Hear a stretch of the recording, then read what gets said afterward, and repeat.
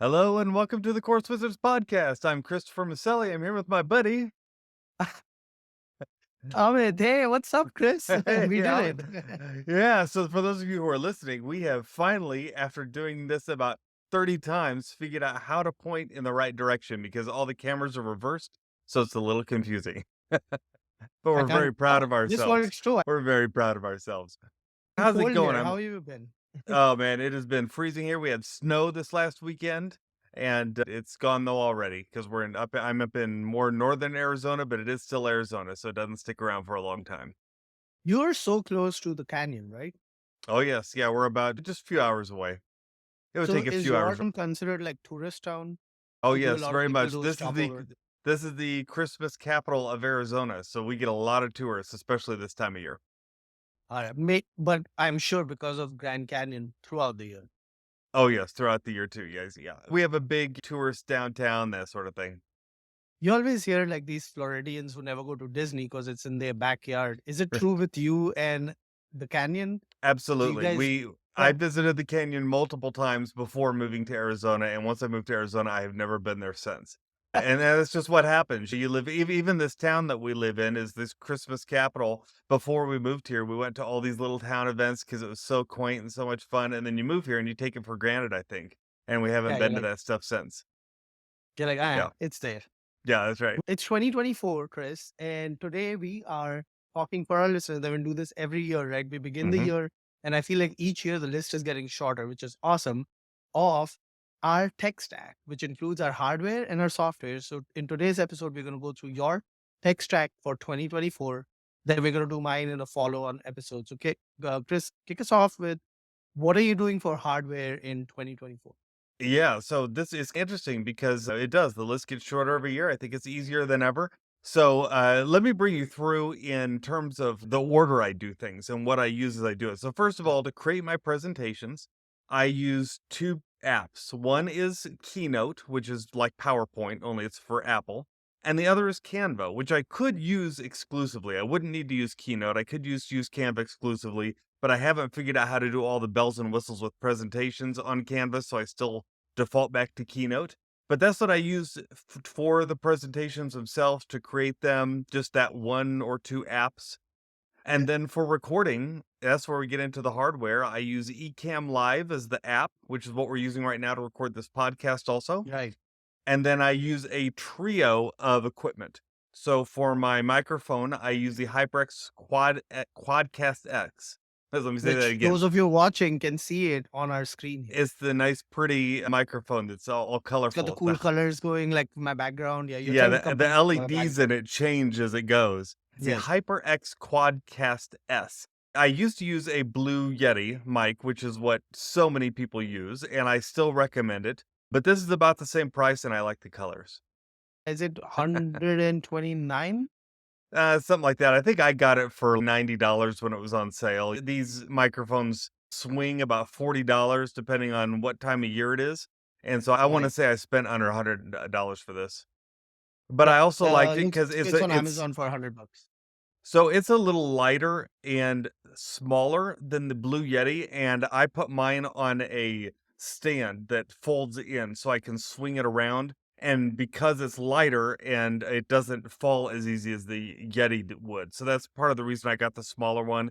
It also comes with a nice pop filter and a some kind of thing that keeps it from receiving vibrations and just Yeah. keeps it running well. And so all those things together made me go, I think I want that one instead of the Blue Yeti. Does yours have a mute button on the top of it? It sure does. You hit the top of it and Okay. it goes on mute.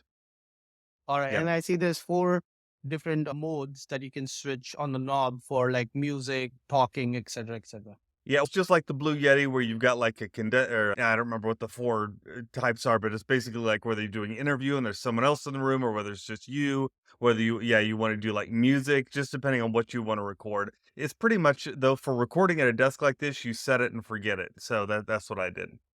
What's interesting is I'm looking at it on Amazon that the USB port that it plugs into, it's like the old USB one. It's not upgraded to the new USB-C or whatever it's called, but Yeah, it looks good. almost most of these mics have not been upgraded to USB-C yet, but they probably will be eventually. USB is still pretty universal, but yeah, I wish it was USB-C because that's what my Mac is, but the microphone itself is not. Awesome. All right. And then I also see you have your AirPods in. So you use that. No, I don't actually use the AirPods for recording. When I record, I just use this mic because I don't need to hear anyone. The AirPods are just for when we're doing the podcast, and normally I wear a larger set of earphones when we do the podcast. But for when I'm recording, no, all I use is the mic. I use a ring light, which is shining in my face right now. You can see the reflection of it a little bit Yep. somewhere there in the background. And then also I use the Logitech C922, which is a great 1080p HD mini cam that sits right on top of it's like a webcam that sits on top of my monitor. Now they do have a 4K one now. I think it's called Brio. I would probably recommend that if you're going to buy a new one, but this C922 is very low cost and you can see it is crisp, nice and crisp. Yeah. That reminded me that I wasn't coming through as crisp. So I had to fix my DSLR camera, which is Yes. supposed to be better. Then for editing, I use Descript, which we have talked about ad nauseum on this podcast because we love it. It's a editor that it uses a lot of AI, but the best thing about it is that it allows you to edit your video by editing the transcript. So you don't have to really use the timeline. In fact, it used to be that you'd pull the timeline up just to cut off the ends of the podcast or of your recording. Now you don't even need to do that. You just go Yep. into the transcript, delete the little dots that show that there's just empty no one Space. talking. That's it. Yeah. Yeah. I love Descript and Descript, however you want to call it, Descript. Yep. And I think it can replace Loom for me. I've just been lazy to cut the cord with Loom. So I'm still Yeah. paying them $10 a month. But because now they have the screen recording where you can just publish it to the web so anyone can go and see it just like Loom. Yes. Uh, so I That's could, ex and now I don't know when was the last time you used it, Chris. When you're done recording, you can quickly change your camera to circular. Oh, is that right? Oh, that's cool. Yeah. Yeah, Because I used to and do all these like tactics to get it yes. to a perfect circle. I don't even know why I'm obsessed. I feel like everyone's obsessed with the circles. Yeah, yeah, but because it looks cool, but yeah, and it does a lot of things like that. They've got templates in there now, so if you want to create social media snippets from your recordings, you can do that too. It's one of those apps, Canva, in that it does so much more than what you're actually using it for. And if you really learned all of it, you could probably get rid of multiple apps in the Oh yeah, process. But I'm in the same boat as you. I use it almost exclusively for editing, and I keep asking myself, why don't I learn more of what this thing does? Because I could probably replace multiple other programs because I'm using absolutely. this.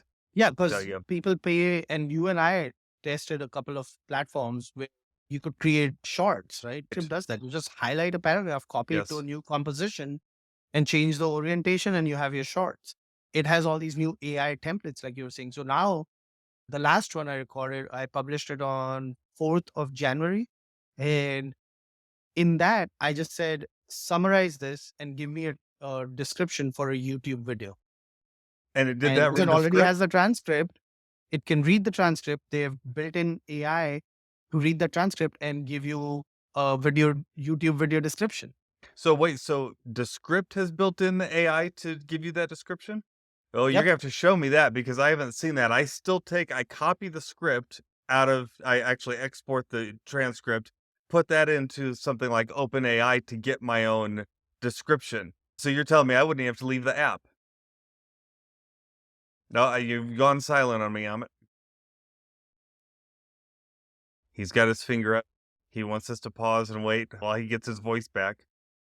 I will say the one thing that this Descript doesn't yet do in terms of recording or editing videos is the AI cannot search through and find your most important points for you and create those mini videos like some new AI Yeah. video editors on the market, but I think that's coming.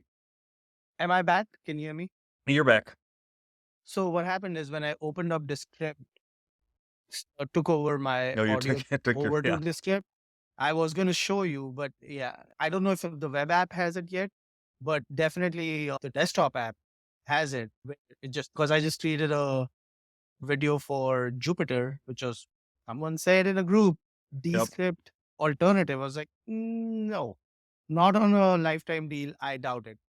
That's what I Yeah, let me saw that just too, and I was like, "Oh, hey, maybe that'd be worth getting, even if it isn't you there yet. It might be almost there, right? It might be 80% there." And from what you were saying, it's not even 80% there. Chris, it's shit 5%. No shade on the founder, but Yeah, whoever put it in the Facebook group wanted people to think that this was a Descript alternative. It's not. And the founder has never said that on the AppSumo page. yeah, So here you can see my Descript screen. Yeah. yep, Okay. So here, if I, this is my transcript actually. Jupyter View Apps Sumo. It's this one, V2. So this is okay. my entire video transcript. And what I can do here is go to Actions, ask AI, and all I have to say is YouTube description, or I can say summarize. So Oh, if I I say love it. YouTube description and hit send, it's going to read my transcript and plop out a YouTube description. So I don't have to now copy this transcript into ChatGPT. Here you go. You have your description. You, if you don't like it, you Fantastic. just say start over. I will use that from now on. Hey, would you go back to that actions menu though for me? And right where you were, I just saw Yes. something that I just said that this couldn't do, and I think it can. So go back to, yeah, the Ask AI, Yeah. and then So go down a little bit and keep going. find good Find clips. good Yeah. clips. Does that actually find good clips that you can pull from this? So Find options for clips. Let's see if this I works. haven't tried it, Chris, but all other softwares on the market are pretty much using OpenAI to do this. So I would Mhm. be, if Descript doesn't do it, that would be shocking. So if that feature is there, it's probably going to do the same thing all others are doing. Wow. I am so impressed with Descriptive because it seems like they come out with new updates almost every week. It's just like all the time they're coming out with new updates, and it's very useful updates. It's not like they're polishing the UI just a little bit and that's it. It is truly useful information that Descript uses. Yep. Yeah. Once it's done, So, I'll share the results with you. But yeah, I'm with you on Descript. So I'm glad we are using that. What else do you have on yeah. your list, Chris? Then finally, after I've used Keynote for my presentations, Ecamm Live for recording, and Descript for editing, I upload it to Searchie, which is my platform of choice right now. Searchie is combined with Thrivecart and ConvertKit to create a selling machine for me. And once I've done that, I'm ready to go.